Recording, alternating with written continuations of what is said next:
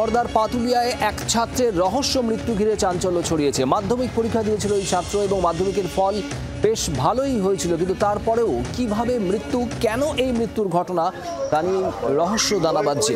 আপনাদের জানাবো, সাগর চৌধুরী এই মৃত ছাত্রের নাম। রাতে ফোন পেয়ে বাড়ি থেকে বেরোয় সাগর। সকালে বাড়ির কাছে গাছের নিচে দেহ মেলে। মৃত ছাত্রের শরীরের হাড় ভাঙা অবস্থায় পাওয়া গিয়েছে।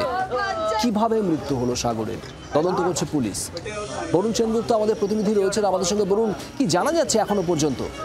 দেখো, এখনো পর্যন্ত কিন্তু পুলিশ তদন্ত করছে এবং পুলিশের তরফ থেকে জানানো হচ্ছে যে কি কারণে মৃত্যু হলো। যতক্ষণ না পর্যন্ত ময়না তদন্ত হচ্ছে ততক্ষণ কিন্তু তারা নিশ্চিত হতে পারছে না। যদিও পরিবারের তরফ থেকে জানানো হচ্ছে তাকে খুন করা হয়েছে, এমনটাই কিন্তু পরিবারের তরফ থেকে আশঙ্কা করা হচ্ছে। কারণ তার হাত পা বা কোমরের নিচ থেকে নিচের পোর্শন কিন্তু ভাঙা ছিল, এমনটাই কিন্তু পরিবারের অভিযোগ। যদিও পুলিশের তরফ থেকে প্রাথমিকভাবে জানানো হচ্ছে যে আম গাছের তলায় তার দেহ পাওয়া যায়, হতে পারে সেই আম গাছে সেই ছাত্র উঠেছিল এবং সেখান থেকে পড়ে গিয়ে হয়তো তার মৃত্যু হয়েছে, এমনটা কিন্তু প্রাথমিকভাবে পুলিশ অনুমান করছে। ঠিক সেই কারণেই পুলিশ কিন্তু একেবারেই আম গাছের উচ্চতা এবং যেখানে দেহ পড়েছিল সেখান দিয়ে মাপার কাজও কিন্তু পুলিশ করেছে, আমরা দেখতে পেয়েছি।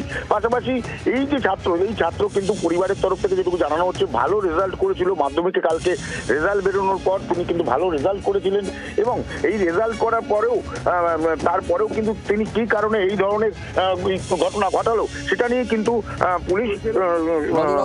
পুলিশের তদন্তের দিকে। বরুণ, ধন্যবাদ তোমাকে। বাংলার আওয়াজ, বাঙালির আবেগ, জি 24 ঘন্টা।